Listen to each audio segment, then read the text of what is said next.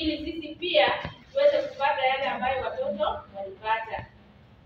Katika Biblia milima ilikuwa mahali ambapo ilikuwa mahali patakatifu, na ni mahali ambapo kulikuwa na divine encounters. Kuna mambo ya kiungu ambayo yalikuwa yanafanyika pale milimani. Pia kulikuwa na covenants, ahadi ambazo zilikuwa zinafanywa milimani, na mambo mengi sana. Na mlima ambao tutaanza nao ni mlima Ararat. Tukiangalia katika kitabu cha, nitaomba dada Regina itakuwa msomaji wetu. Katika huu mlima wa Ararat ni hadithi ya Nuh na Safina. Nitafanya tu summary kwa sababu ni wakati wa watoto, na vile madam aliwaambia sisi tunakula kila wakati. Nataka tumalize tukule. Sawa? Kwa hivyo tutaenda kwa haraka. Katika huo mlima inaaminika kwamba baada ya gharika au floods, safina liliweza kutua katika huo mlima wa Ararat. Na tukiangalia hadithi ya Nuh ni kwamba Nuh alikuwa mtu ambaye alimpendeza Mungu sana. Mungu alipendezwa na Nuh kwa sababu ya maisha yake, jinsi alivyokuwa akiishi. Alikuwa anampenda Mungu na alikuwa anatenda mapenzi ya Mungu. Lakini kukawa na dhambi kwa watu wengine. Watu walitenda dhambi wakamsahau Mungu. Hiyo inapatikana katika kitabu cha Genesis chapter 6, hatutasoma. Na Mungu akaamua ya kwamba wakati huo atamaliza kile kizazi ambacho kilikuwa hapo kwa wakati huo, kwa sababu hawakuweza kumtambua na waliingia katika dhambi. Na akaamua kumbakisha Nuh na familia yake. Akamwambia Nuh aweze kujenga safina, na akamuelezea jinsi alitaka urefu, upana, kila kitu. Nuh alifanya jinsi Mungu alivyomwambia, na akamueleza kwamba aingie katika safina na familia yake yote na wanyama wawili wa kiume na wa kike. Alipomaliza safina, mvua ilianza kunyesha, na mvua ilinyesha kwa siku 40, usiku na mchana.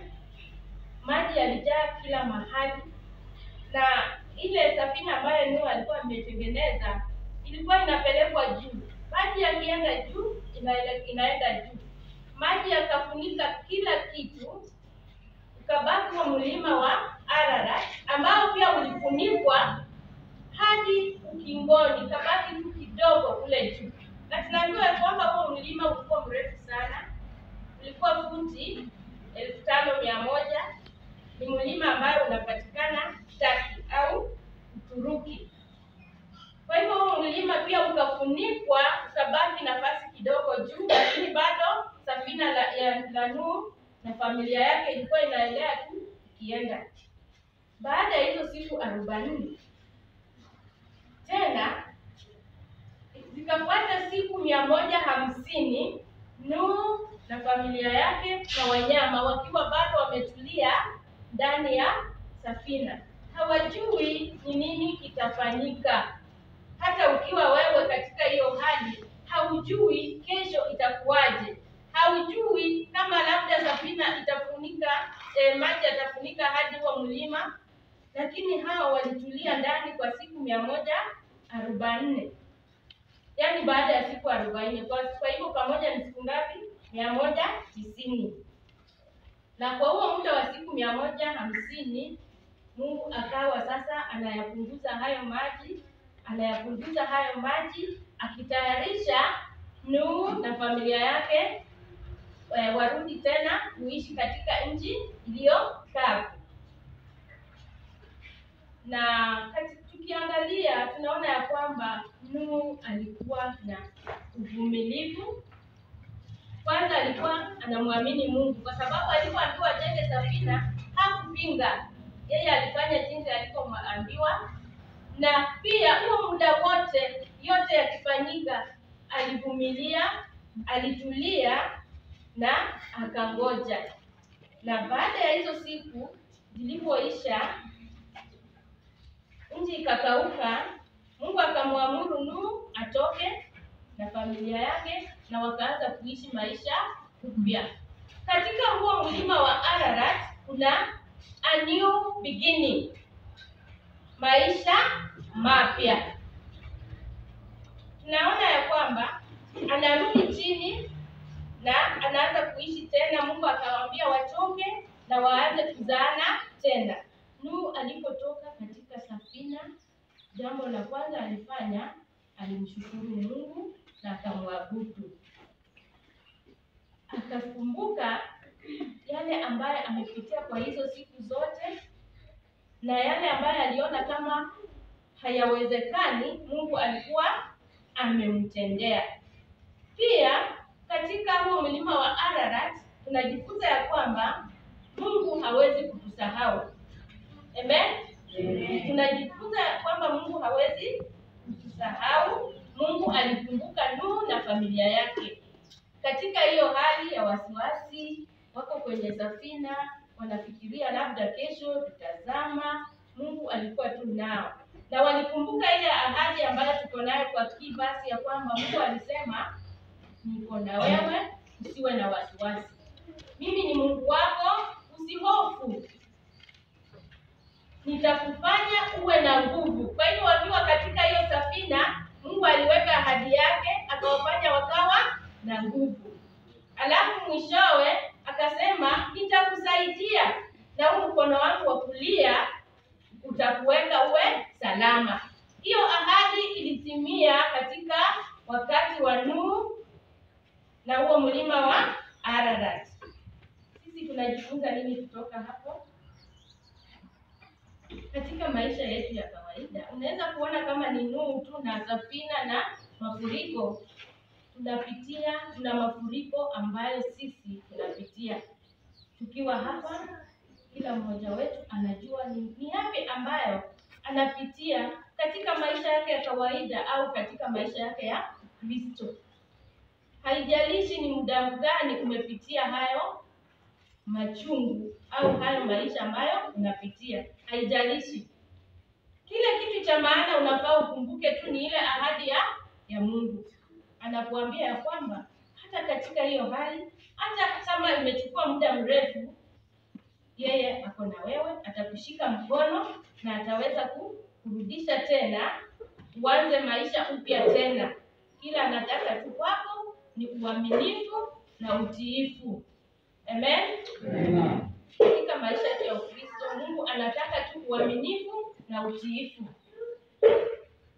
Mungu anahitaji mambo mengi kutoka kwetu. Anataka tufanye jinsi anavyotaka, anataka tutii, anataka tuamini, lakini mara nyingi sisi katika udhaifu wetu tunaona ni vigumu kumtii, tunakosa kuwa waaminifu, na hivyo basi tunapata ya kwamba ahadi yake haiwezi kutimia, kwa sababu ni kama two-way traffic, nipe nikupe. Sasa Mungu anatuambia, nataka uishi hivi na hivi na hivi, nataka uwe mtu wa msamaha, ninataka uwe mtu wa kujitolea na kunifanyia kazi yangu.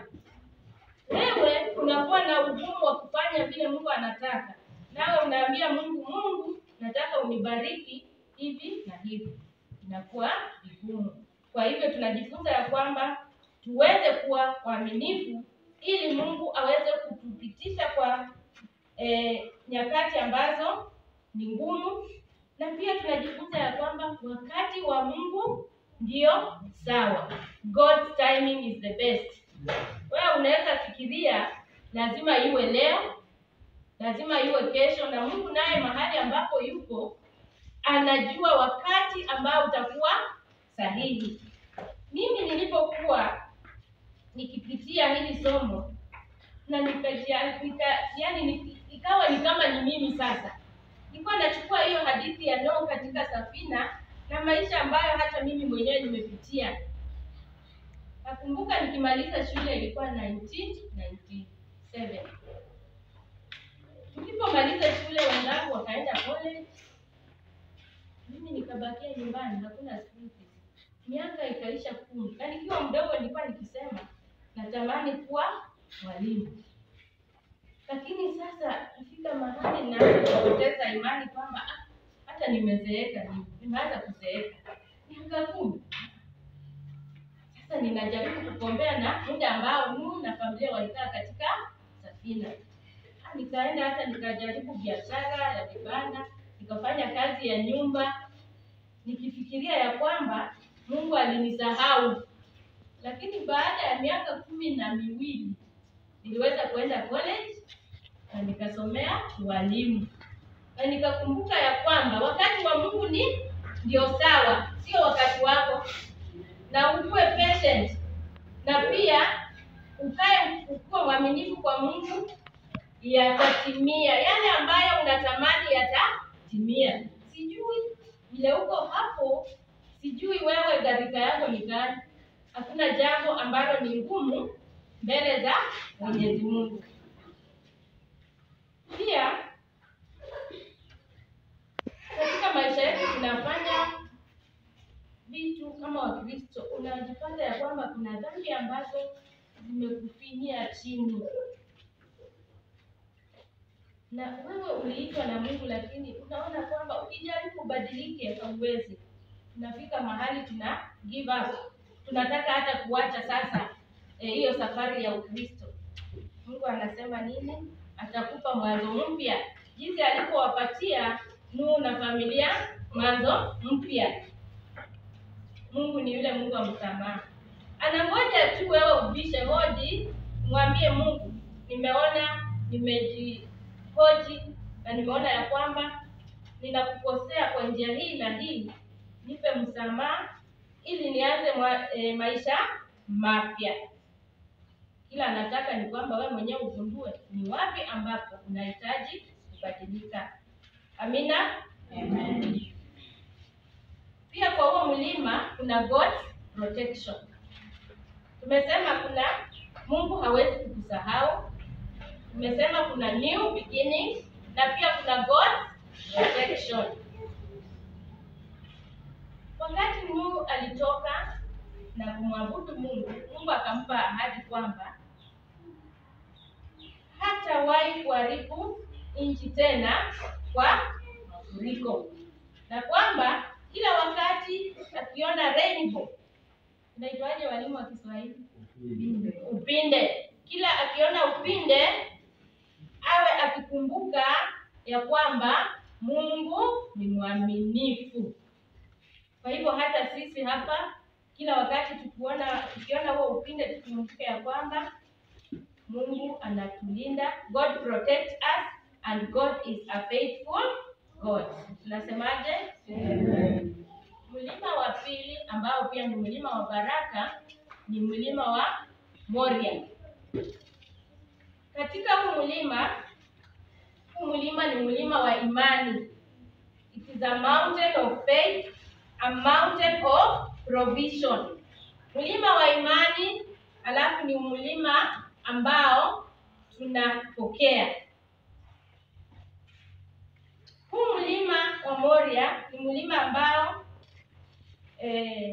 Abraham aliweza kupimwa imani na Mungu katika huo mlima wa Moria. Katika huo mlima God provided. Mungu aliweza kupeana katika huo mlima wa Moria. Huu mlima unapatikana Yerusalemu na urefu wake ni futi 2520.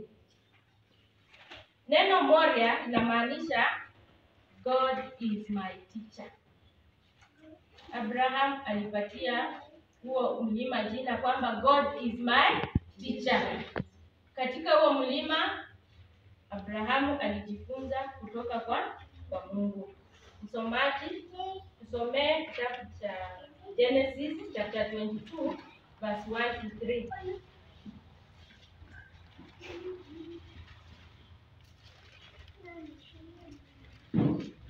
Mwanzo 22:1 inasema, ikawa baada ya mambo hayo, Mungu akamjaribu Ibrahimu, akamwambia, Ibrahimu. Naye akasema, mimi hapa. Akasema, umchukue mwanao, mwana wako wa pekee umpendaye, Isaka, uende zako mpaka nchi ya Moria, ukamtoe sadaka ya kuteketezwa huko juu ya mlima mmoja wapo nitakapokuambia. Asante. Hata mwalimu wa watoto pia alikuwa ametia kitu ambacho tunaona hapa ni kwamba Mungu anamjaribu imani Abrahamu, na anamjaribu kwa sababu alikuwa anampenda na alimuona akiwa mwaminifu sana, na alitaka kujua, je, labda anakuwa mwaminifu kwa sababu anaona hali ikiwa ya kawaida, na je, nikileta hali isiyo ya kawaida atazidi kuniamini? Kwa hivyo Mungu akamwamuru ya kwamba atoe mtoto wake Isaac kama kafara, na alitumia maneno mazito sana kwamba chukua mtoto wako wa pekee. Yaani Mungu anasisitiza ili atimize ile imani ya Abraham. Anamkumbusha kwamba chukua mtoto wako wa pekee ambaye unampenda sana. Unaona hayo maneno yalifanya Abraham aseme, kwani ni huyo tu peke yake na ninampenda, mbona Mungu ananitaka nitoe mtoto wangu kama kafara, sadaka ya kuteketezwa?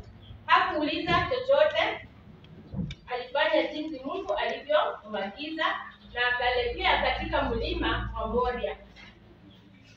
Alipofika huko akatayarisha kila kitu, na sasa mtoto akamuuliza, sioni sadaka? Akamwambia ya kwamba Mungu ataileta. Na wakati tu alitaka kumuua mtoto huyo ili atoe sadaka, Mungu akamwambia, usimdhuru mtoto wako, tazama pale kuna kondoo, nitolee kama sadaka. Ndio sababu mlima huo unaitwa ya kwamba ni mlima wa imani. Abraham, hata tunaambiwa katika kitabu cha Hebrews chapter 11 verse 17 to 19 ya kwamba Abraham alikuwa na imani mpaka wakati alikuwa anataka kutoa mtoto wake kama sadaka, aliamini kwamba hata akifa atarudi tena akuwe hai. Hiyo ilikuwa imani ya hali ya juu sana. Na sisi pia wakati mwingine tunaona kama standards za Ukristo ziko juu sana. Ya Mungu anataka tufanye vitu ambavyo viko juu sana, hatutaweza. Na hata hakuna kitu ambacho sisi Mungu anahitaji kwetu kiwango ambacho aliweza kumjaribu Abrahamu. Labda Mungu anahitaji tu sisi tumtumikie, serve. Kuna viongozi ambao tumechaguliwa. Mungu anataka tujinyime wakati wetu, tujinyime hata fedha, ili tuweze kufanya kazi katika nyumba ya Bwana. Saa hizi yeye hajahitaji tutoe watoto wetu kama sadaka, lakini tunaona hayo ni magumu. Baraka ambazo Mungu ametupatia inakuwa ni vigumu kumrudishia tu kidogo. Imekuwa sisi kwa Mungu imekuwa kama wakati unaweza mpa mtoto wako mkate slice moja, alafu mwambie mtumie kadogo, mtoto anasema hivyo ndivyo sisi tunamfanyia Mungu. Ametubariki na vitu vikubwa, anataka tu kidogo kutoka kwa vile vikubwa ambavyo ametubariki. But we withhold kila ambacho Mungu ametupatia bure, tunakataa kumrudishia kwa sababu hatuna imani. Hata sadaka tunaamini kwamba tukitoa tutakuwa maskini. Sasa hii pesa yangu 1,000 tena nitoe kidogo nipeleke kwa kanisa, si nitakuwa maskini? Hivyo ni imani imekuwa kidogo. Kwa hivyo katika huo mlima nataka kuwatia nguvu ya kwamba tuwe na imani katika Mungu na yote yatakuwa sawa. Pia Abraham aliita hapo mahali pia pa Moriah ni mahali pa God's provision, na Abraham akapaita Jehovah Jireh. Jehovah Jireh inamaanisha the Lord will provide, kwa sababu katika huo mlima Mungu aliweza kutoa kondoo na Abraham akaweza kuitoa kama sadaka. Kwa hivyo hata katika maisha yetu the Lord will provide. Amen. Na jinsi tu vile Mungu alitoa kondoo kwa nafasi ya Isaka kama sadaka, hata sisi Yesu aliweza kuchukua nafasi ya Isaac. Yesu aliweza kuchukua nafasi yetu sisi. Sisi ndio tungeuawa kwa ajili ya dhambi zetu. Jinsi kondoo alikuja kwa nafasi ya Isaac, ndivyo Kristo alijitoa kwa nafasi yetu ili tuweze kuishi tena na tukapata msamaha wa dhambi. Kwa hivyo tuishi maisha ambayo ni ya shukrani na kwa yale ambayo Mungu aliweza kutendea na kutuletea mwana wake wa pekee ambaye alimpenda jinsi tu Abraham alikuwa na Isaka mwana wa pekee ambaye alimpenda na akawa tayari kumwachilia. Tuwe na shukrani kwa matendo yetu kuonesha kwamba kweli Mungu alikufa kwa ajili yetu na tuwe tayari kufanya kazi yake. Alafu mlima wa tatu ambao watoto wetu wamejifunza ni mlima wa Sinai. Mlima wa Sinai unaitwa mlima wa God's law, mountain of God's law and mountain of transformation. Katika huo mlima Musa alipokea amri 10 za Mungu. Katika huo mlima kuna obedience, ambapo Musa alisikia sauti ya Mungu na akatii. Katika huo mlima kuna transformation, yani mabadiliko. Mlima wa Sinai ulikuwa urefu wa futi 7,497 na huo mlima ulikuwa unapatikana jangwani. Mungu alimuita Musa kwenye huo mlima. Mungu akaonekana kwa mfano wa moto, moshi, radi na mtetemeko wa ardhi, na akampa Musa amri 10. Alipokuwa pale, Musa alingoja, alivumilia kwa siku 40 akingoja amri 10 za Mungu. Nao Waisraeli wakaona kwamba aliwachelewesha sana. Msomaji atusomee Exodus chapter 19 verse 16 to 19. Exodus chapter 19 verse 16 to 19.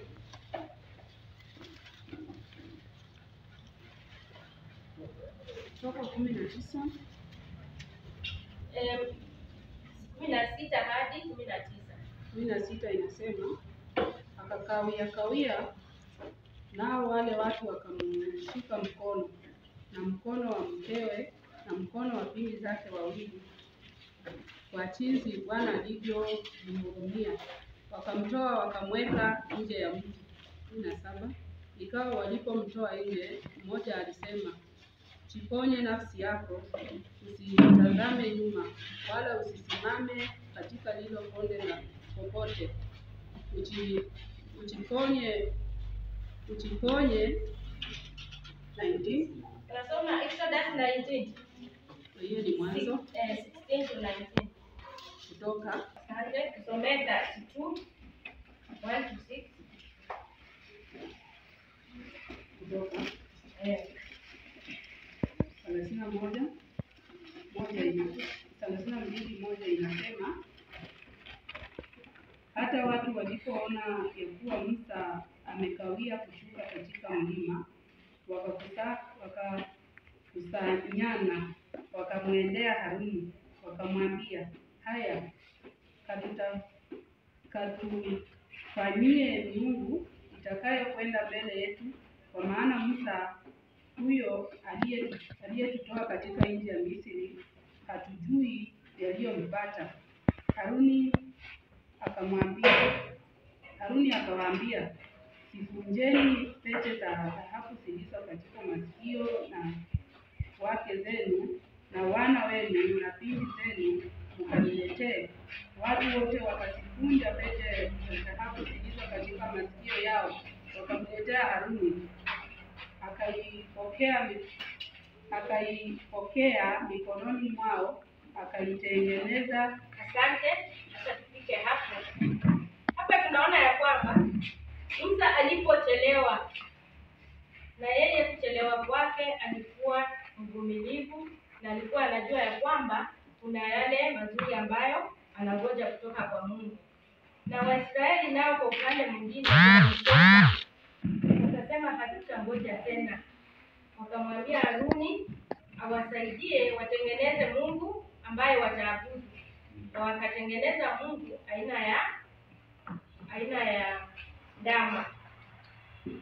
Musa aliporudi baada ya hizo siku 40 akapata hawa walishabadilisha nia, wametengeneza Mungu wao ambaye wanamwabudu. Hapa katika huu mlima pia tunajifunza ya kwamba safari ni ndefu, tukuwe wavumilivu. Na pia tuna viongozi ambao wanatuongoza tu kama Musa, tuwe wavumilivu pia, kwa sababu ikiwa na haraka hatutayavuna matunda ambayo Mungu ametuandalia katika maisha ya Ukristo. Tukikosa uvumilivu hatutaweza. Wengi walianza hii safari, walifika mahali wakaona ya kwamba wanachoka, labda walianza wakifikiria tu kwa muda mfupi hivi Yesu anarudi, hawatachoka sana. Wakaona kwamba wanachoka kwenda kanisani Jumamosi.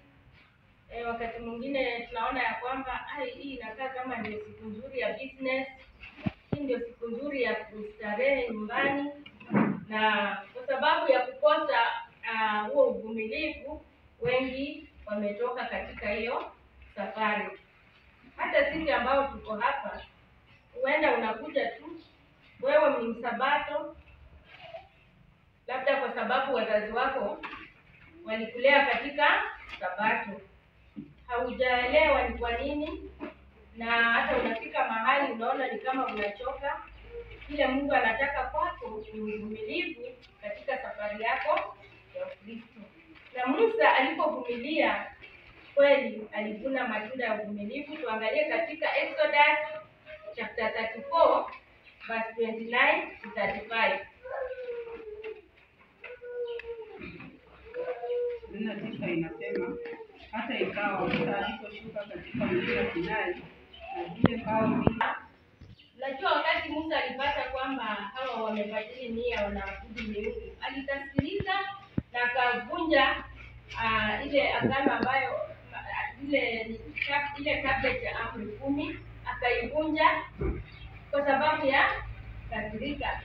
Na baadaye aliweza kupata vipande viwili vya maagano, na aliporudi hawa Waisraeli ambao walikuwa sasa wametoka, wamepotea, wameenda kwa njia nyingine, walimwona Musa akiwa anang'ara. Tunaambiwa ya kwamba his face was shining. Alikuwa ameng'ara, uso unang'aa, uso wake ulikuwa, wanasema it was shining bright, kumaanisha hakukuwa jinsi alipokuwa akienda kule mlimani. Na hata yeye mwenyewe akashangaa, kwani nimebadilika? Katika huo mlima nilisema pia it is a mountain of transformation. mlima wa kubadilishwa. Hata sisi wakati tutaketi miguuni pa Mungu, tukisikiza, tukitii na kufanya jinsi anavyotaka, tutang'ara. We shall shine. Amen? Amen. Watu wengine watakuwa wanatuona tofauti. Usikutane na Mungu na ubaki jinsi ulivyokuwa. Kuwa na kitu ambacho mtu hata jirani yako ataweza kusema Jacqueline ni siku hizi amebadilika. Amen? Amen. Kwa sababu amekutana na Mungu na uso wake unang'aa. Tunang'ara vipi kama Wakristo? Kwa matendo yetu. Mambo ambayo tunafanya yanaweza kuonyesha kwamba wewe umekutana na Mungu katika mlima wa Sinai. Pia maneno tunayoongea, upendo wetu utaonyesha kwamba kweli tumekutana na Mungu katika mlima Sinai. Je, wewe umeenda katika mlima Sinai? Wewe umeitwa na Mungu, wewe ni mtoto wa Mungu sasa hivi tunavyoongea, lakini hauna upendo. Mwenzako akikukosea hauwezi kumsamehe. Mimi huwa naona kama hiyo ndio ngumu sana kwa Ukristo. Na wakati ninafika hapo kwa msamaha, kuwa na ugumu katika msamaha, na ninakumbushwa haraka kwamba Kristo alinisamehe mimi. Na alinisamehe kwa njia ya uchungu sana, ya kukufa msalabani na kuteswa. Na mimi kuachilia tu mwenzangu nimwambie nimekusamehe, mbona hiyo ngumu? Kwa hivyo katika mlima wa Sinai tuwe watu wa kubadilishwa ndani na nje. Tusiwe tu watu wa nje, tuwe watu ambao wamebadilika ndani na nje, na tutabarikiwa. Amina. Amen. Mlima ambao nitaongelea wa mwisho ni mlima wa Olive, Mount of Olive. Katika huo mlima ulikuwa mlima ambao Yesu alipenda sana kufunza watu pamoja na wanafunzi wake, on the Mount of Olive. Na huo mlima pia ni mlima wa rejeo wa Yesu Kristo mara ya pili. Kila wakati Yesu alipenda kuenda pale kuomba. Ulikuwa mlima wa maombi, the mountain of prayer, teaching and prophecy. Pia katika huo mlima kuna unabii ambao ulifanywa juu ya huo mlima. Huo mlima in summary ni mlima wa tumaini. It's a mountain of hope in the ministry of Jesus.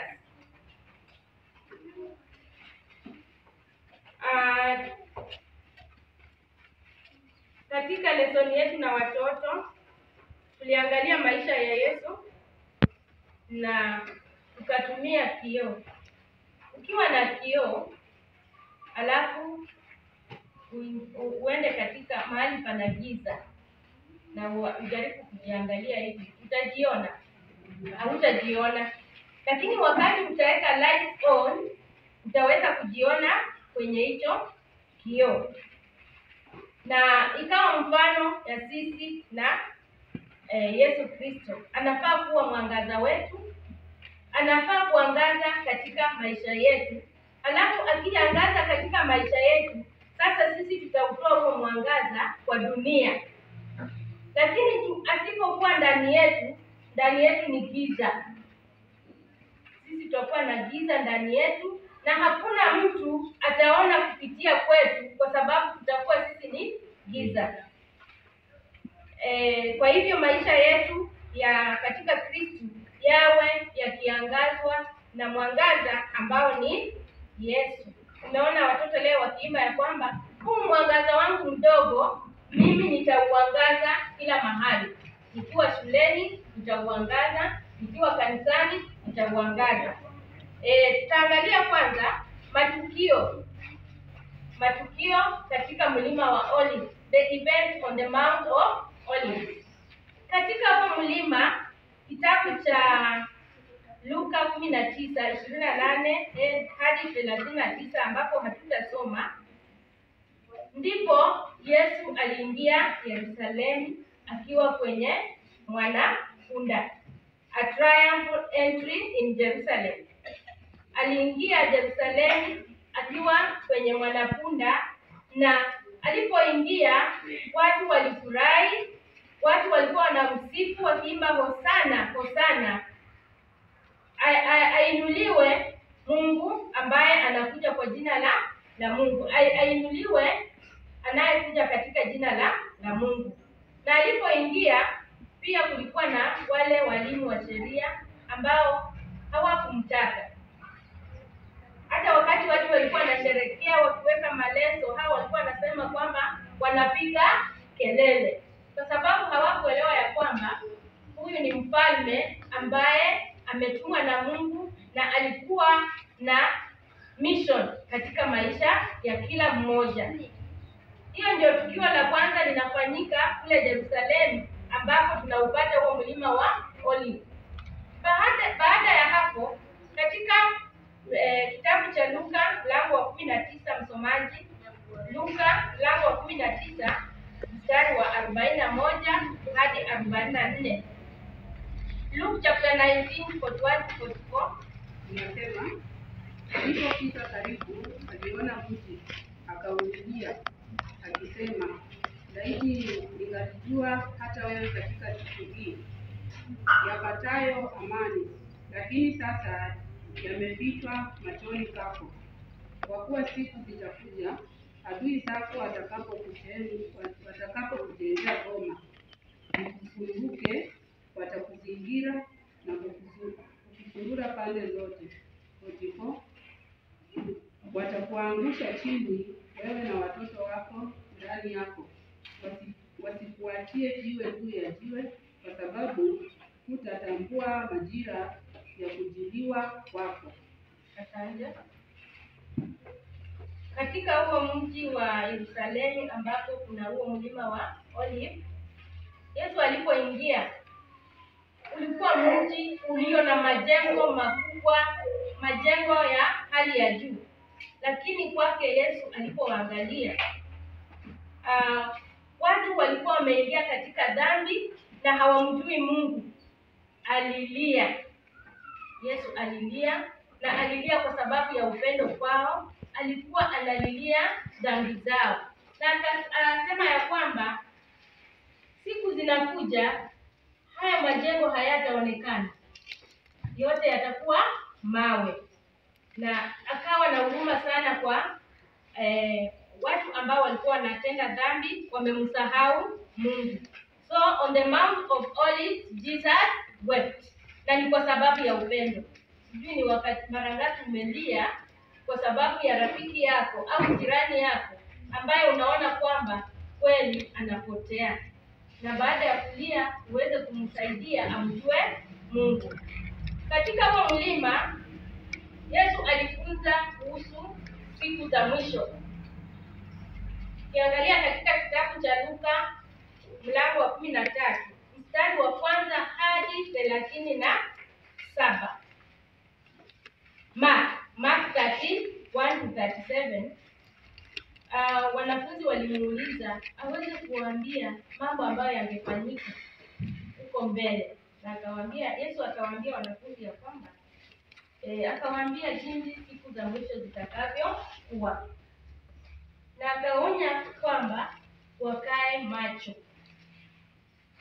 macho wakingoja urejeo wa pili.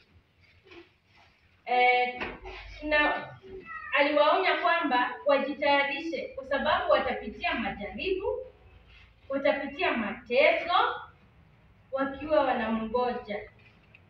Na ni sisi ambao hata leo tunaonywa katika huo mlima kwamba ni siku za mwisho, ni siku ngumu, siku za majaribio, siku za mateso katika maisha ya Wakristo.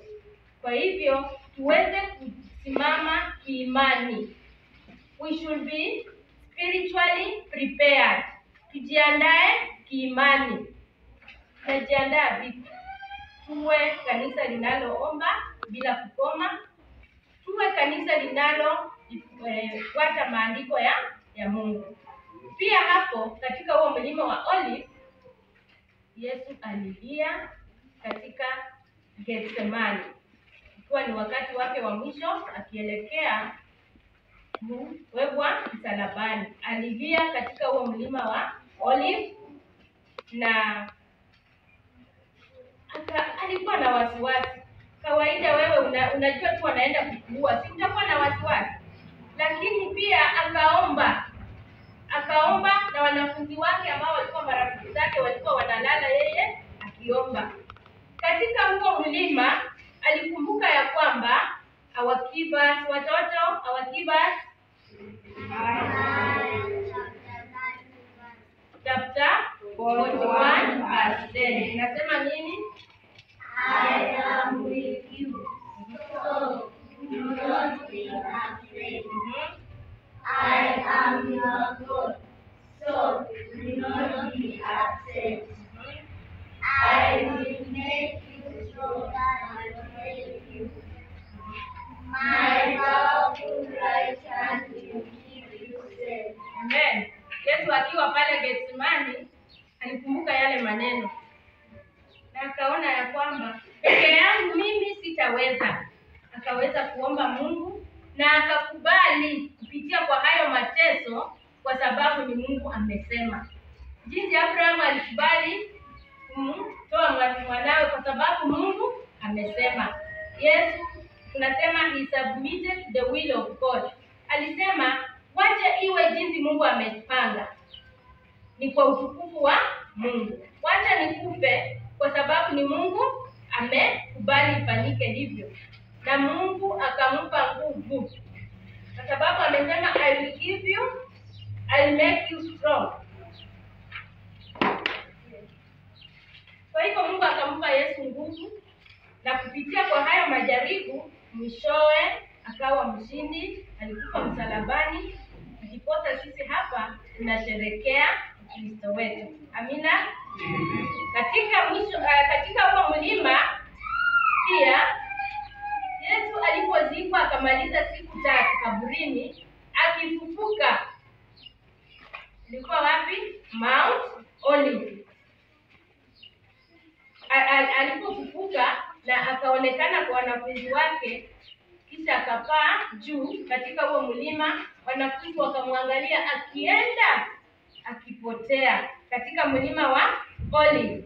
Na walipokuwa wanamwangalia, malaika, ukiangalia katika kitabu cha Zakaria 14:4 hadi 5, akauliza, mbona mnashangaa, mbona mna huzuni?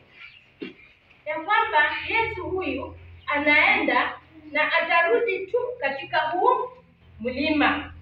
Atarudi katika huu mlima na ataweka ufalme wake ambao utakuwa ufalme wa kuleta amani. Tunasema katika huo mlima kuna tumaini. Katika huo mlima sasa hivi sisi tukiwa hapa bado tunauangalia huo mlima wa Olive.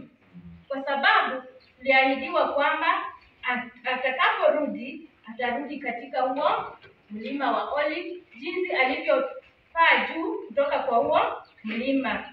Kwa hivyo watoto, ndugu zangu na dada zangu, katika hii milima kuna baraka. Na sisi tunapongoja kurudi kwake kwa mara ya pili, kile ambacho nataka kuwachia ni kwamba wacha tung'ae kama taa. Let us shine his light. Shine his light. Inamaanisha nini? Wacha huo mwangaza wa Yesu uwe ambao uko ndani yetu uweze kung'aa kule nje, uweze kuwahubiria marafiki zetu, majirani zetu uzuri wa Mungu na kwamba tunatumaini Yesu atarudi na atarudi kutuchukua pale Yerusalemu. Watoto walikuimbia huo wimbo ambao ni wimbo wa tumaini katika huo mlima wa Olive. Kwa hivyo nitawaachia hapo nikisema ya kwamba hebu tuendelee kusoma ile milima imebaki 3, na tukumbuke ya kwamba katika mlima kuna baraka. DBS, Mountains of God's blessing. Mountains of